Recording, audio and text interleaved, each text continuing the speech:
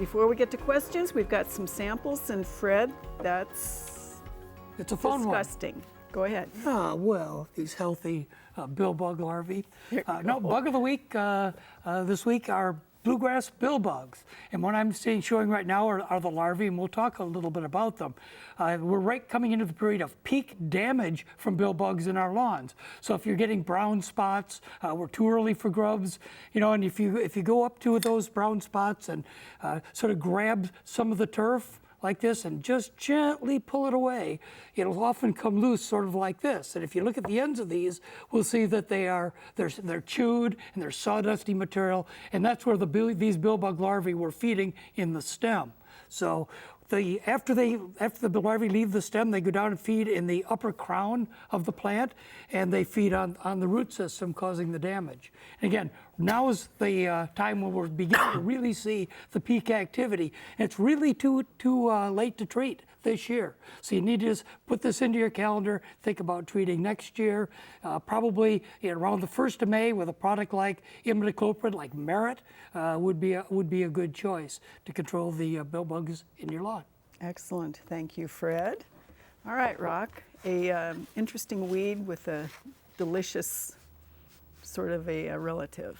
Thank you, Kim. This is wild strawberry. And wild strawberry is unique in that it looks very much like domestic strawberry. The trouble is the strawberry itself, and some people really like to make strawberry jam and other things out of it. It's a little bit tart and can actually border on the bitter. So it's not the domesticated strawberry. It looks a lot like it. It's a little more diminutive. The plants, the fruit themselves will be slightly smaller, and they tend to lean more towards the light red rather than the more crimson that we're familiar with in the propagated types. This plant will flower prolifically in white flowers. I think this came from a yard that is mowed. I won't say which one of the panelists gave this to me, but Kim is grinning, so I think you can figure that one out. It is extremely invasive in lawns, and as well as garden beds, but more so in lawns, and it will tolerate relatively short mowing.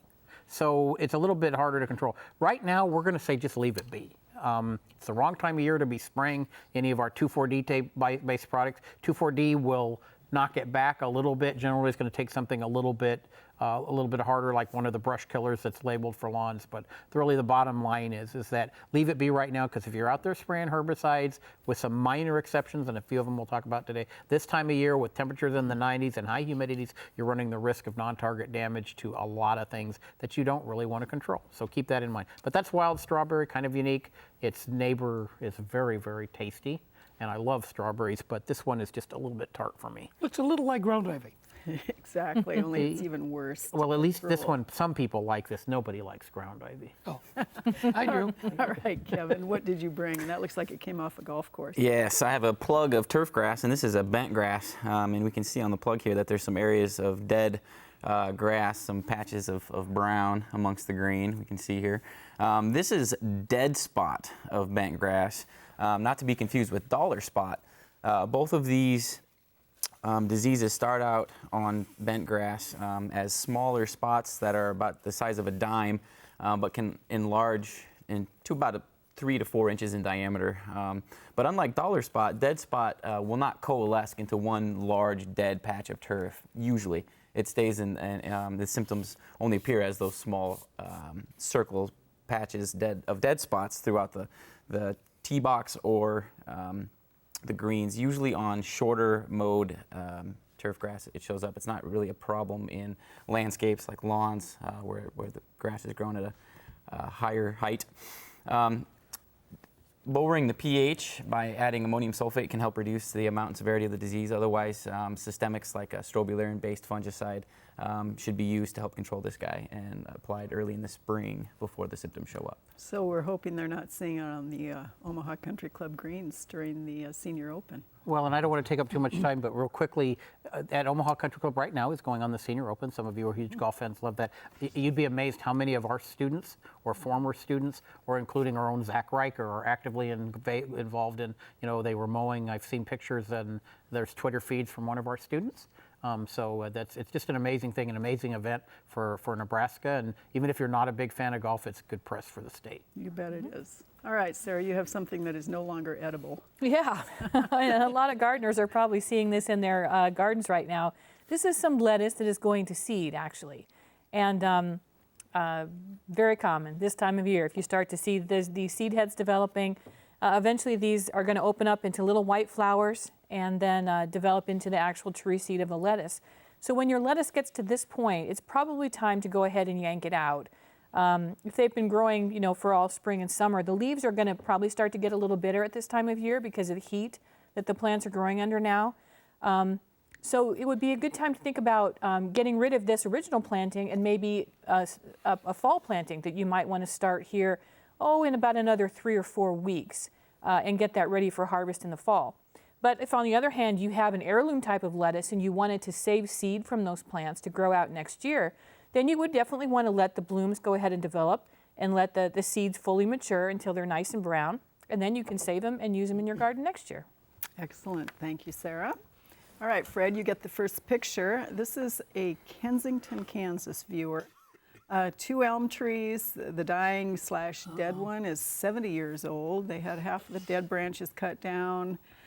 They have pictures of the remaining tree showing the yellowing and then showing these holes, some sort of infestation of holes in the bark and worm-like trails and those kinds of things going on. So, what they're really wondering is, is the insect the cause or is life happens the cause? It's a 70-year-old tree, and that's an old tree for an elm tree in Nebraska. I think it's just sort of reached the end. Sarah, you could pop in if you needed to. The end of its life expectancy. The damage that I see, particularly on that one where all the little tunnels, that's secondary. The branches died, and those are powder post beetles and other beetles that come in that start breaking down that wood material, that plant material, and that's just part of the natural decomposition process. So, I think the tree has reached its life, the end of its life expectancy. Might want to take it out before it presents a hazard to people.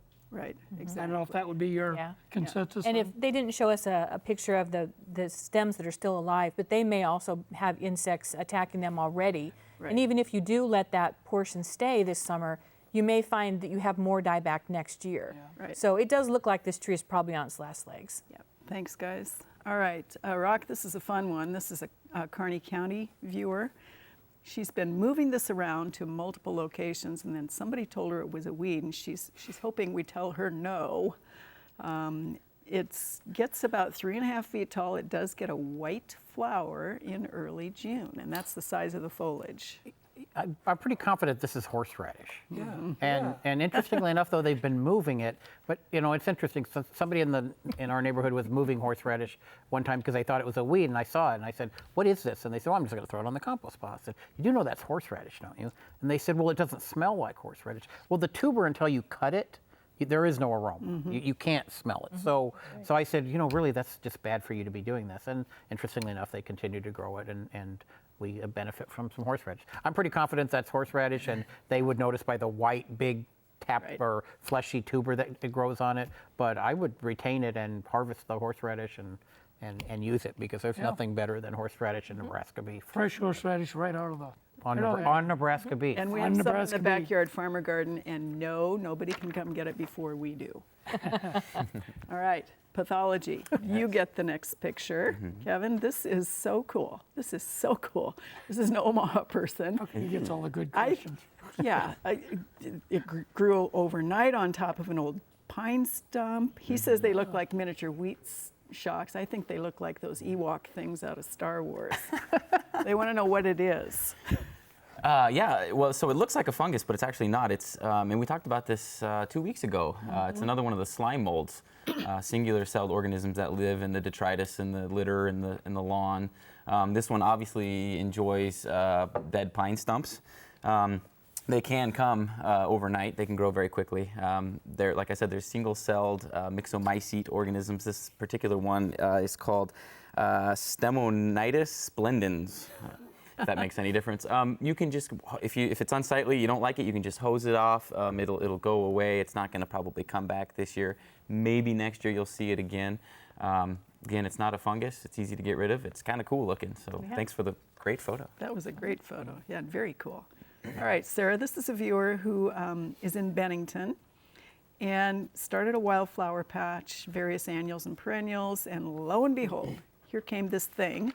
near the sprinkler head. He sent us 2 or 3 pictures, and we think we have a notion. We're just not sure where it came from.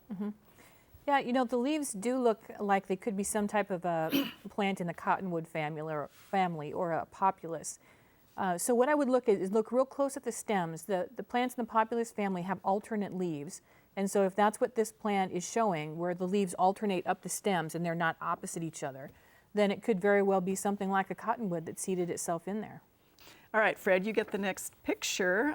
This is from a viewer. We don't know where she's from, which reminds me, if you send us a picture from your phone, we still need to know where you're from. Her question is, are all caterpillars pests, or are any of them beneficial, and what is this one? It's Purdy. Well, I like that first question about are all caterpillars pests. You know, Right. a pest is an organism out of place. A weed is a plant out of place. Right. So a caterpillar is a pest if it's out of place. So if it's just out in the landscape and it's not causing any damage, no, it's not a pest. If it's feeding on your lilacs or on your vegetable garden, then it is. So caterpillars are a very important part of the food chain. They're fed on by animals and by other insects, and so they're very, very important in that. So for the most part, caterpillars are not a pest. They're ones that should be preserved, you know, unless they're feeding on our landscape or garden plants. Okay, and that's a really interesting one. It's a noctuid. It's a caterpillar of a noctuid moth, and this is going to be sort of interesting. The name of that moth is called the brother.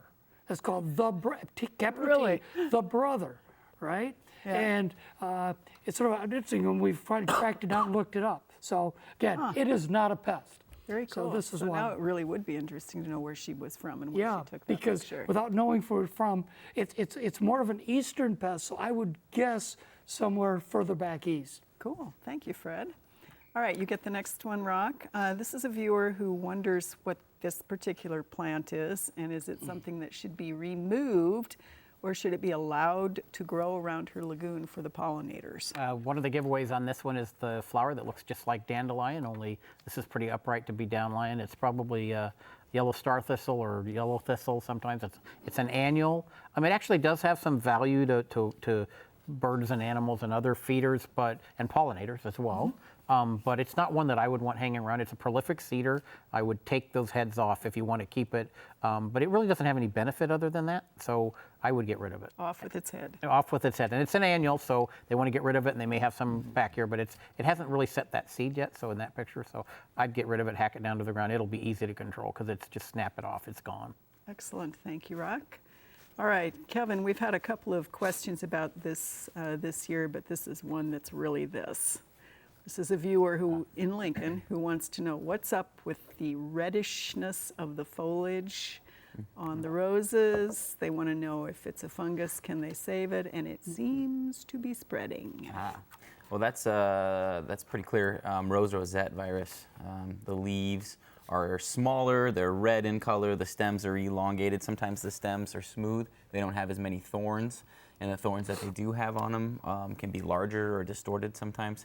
But usually it's just the red leaves that you see that are kind of bunched together, typical symptoms of rose rosette virus.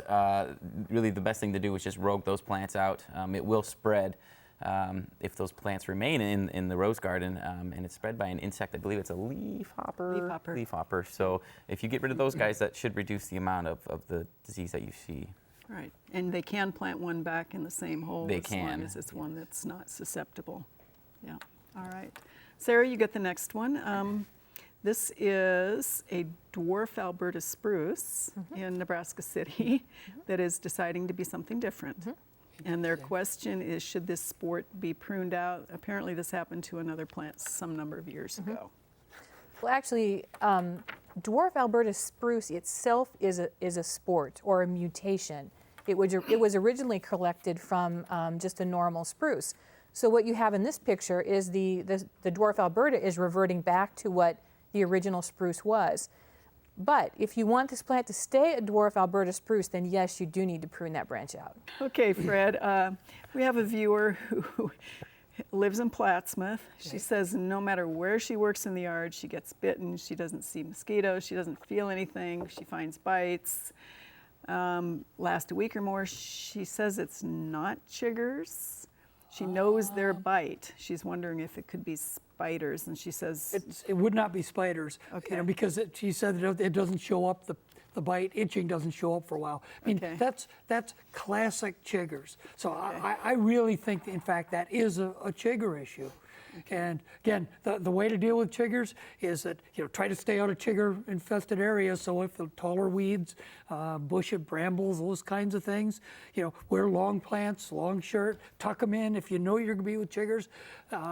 Some deep woods off. So about 15 to 20% DEET will effectively keep the chiggers off of you. So, and then when you come in, if you know you've been in chiggers, take a hot shower.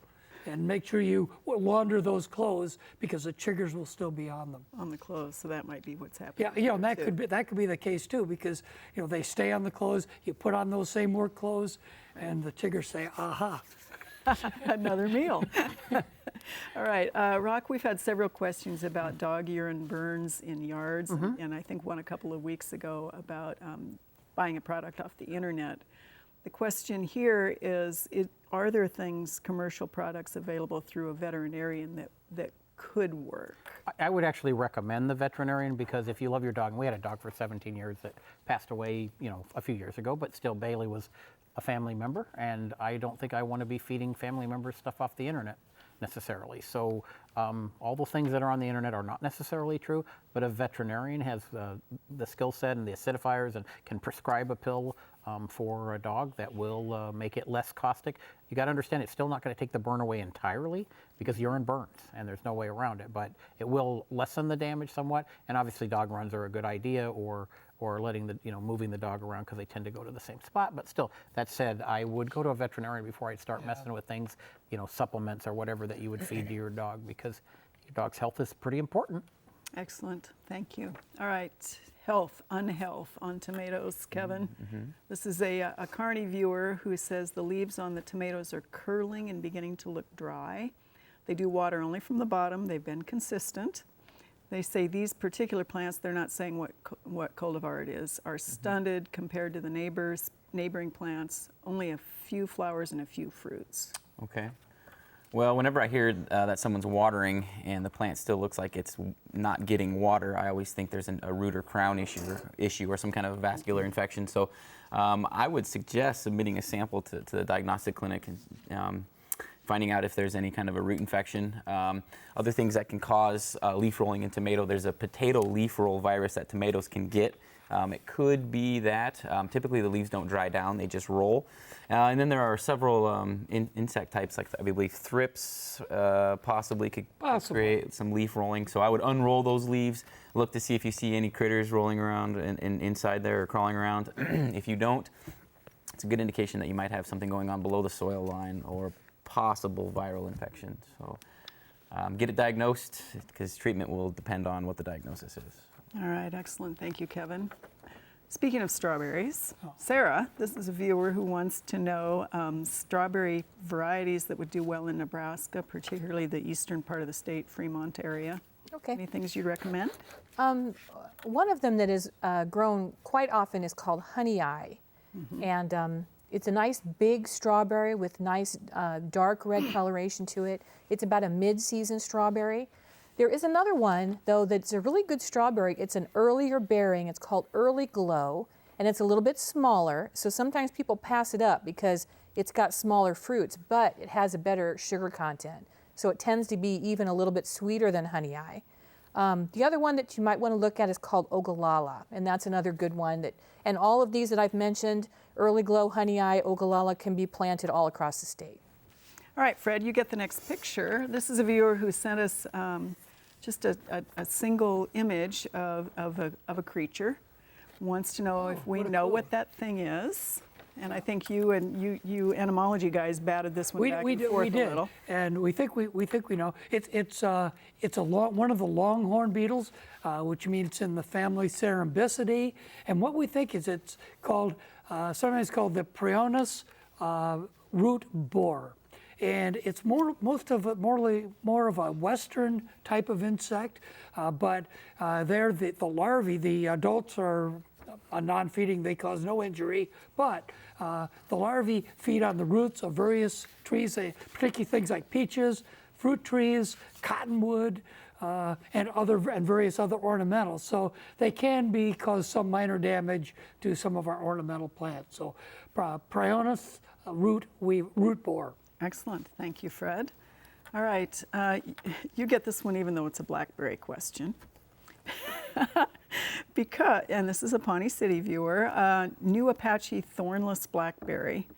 And some of the stalks have died and the vine has wrapped itself around it. Several of the stalks are wrapped by the vine, and they're wondering if the vine is actually being parasitic. Is the vine causing the stalks to die? Let's identify the vine first. It's Right. field bindweed, Right. which is it's everywhere and it's extremely virulent, is the way I would put it. There's some work done at Michigan State that shows the seeds can live for about 75 to 80 years in the soil, so it's hard to get rid of. But it's not parasitic.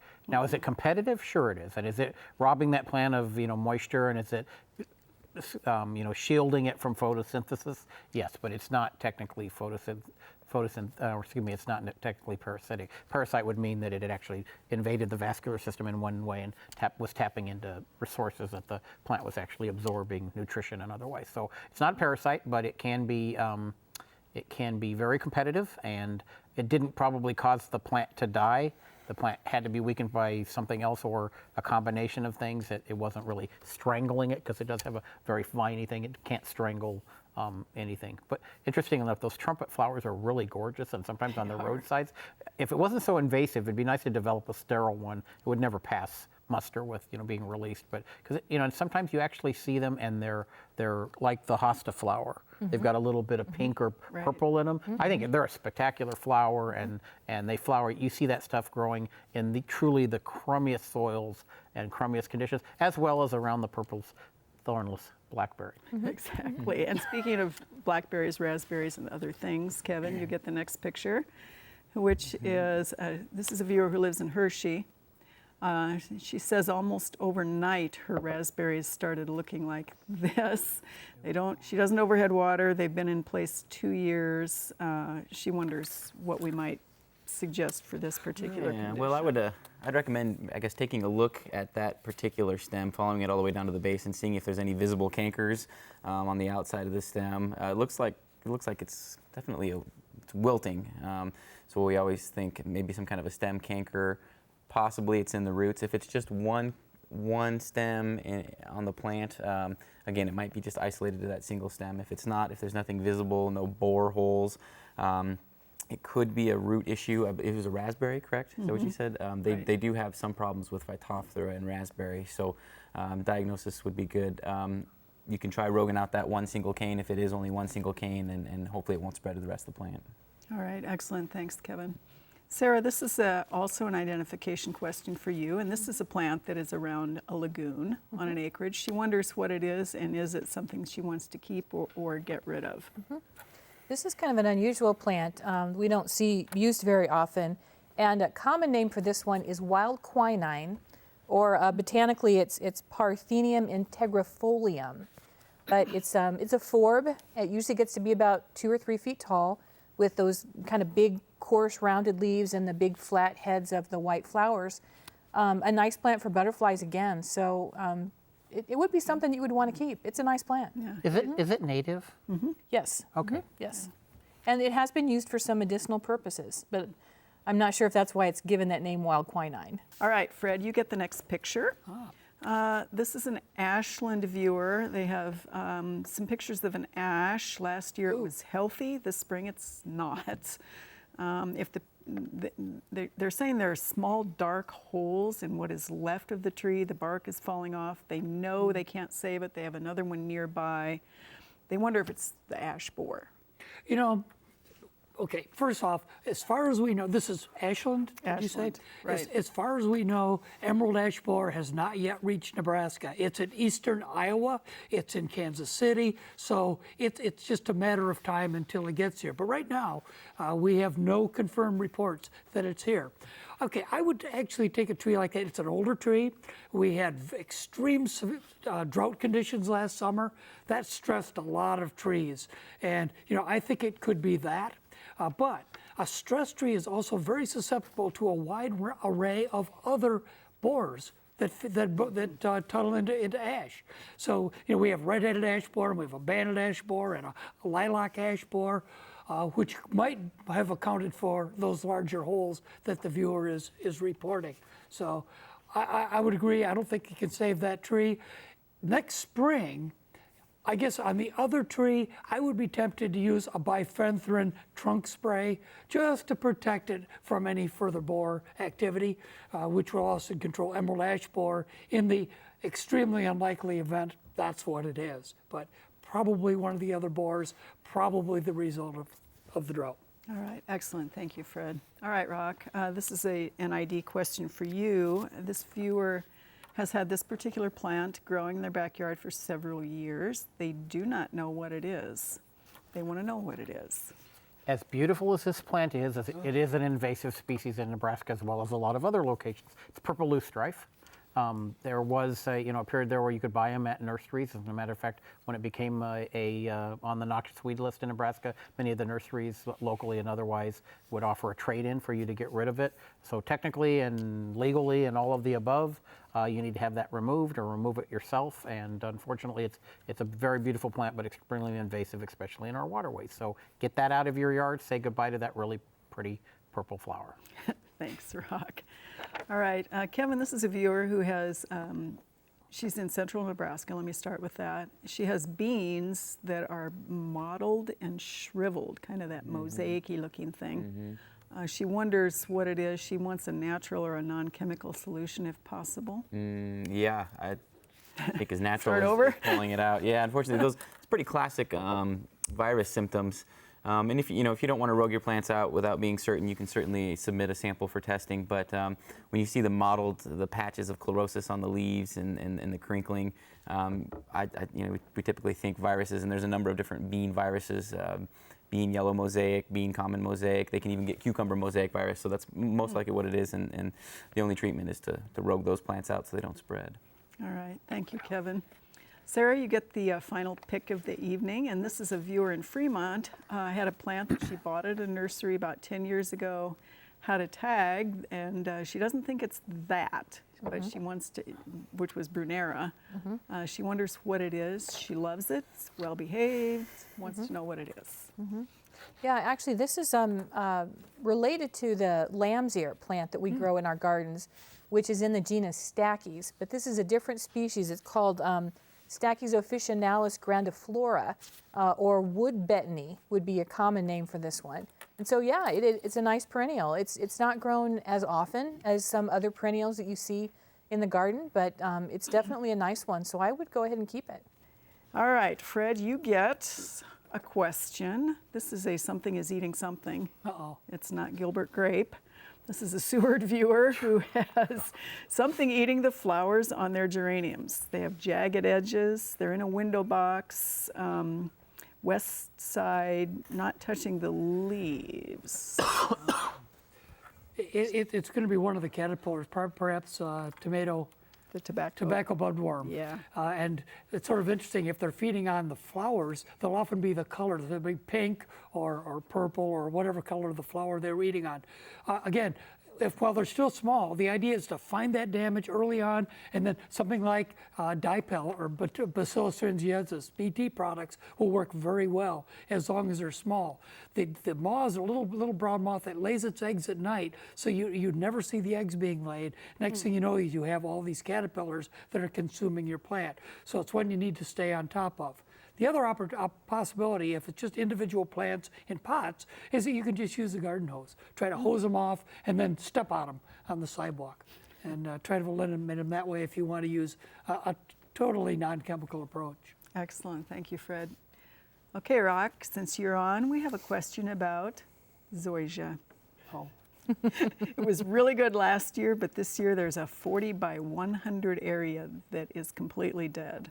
This is a Lincoln viewer. What happened? Okay, that's actually Kevin's. That's a large patch of zoysia is what I'm guessing. So I'm going to flip that one to you because as far as I'm concerned, the more zoysia that we kill, the better our life is.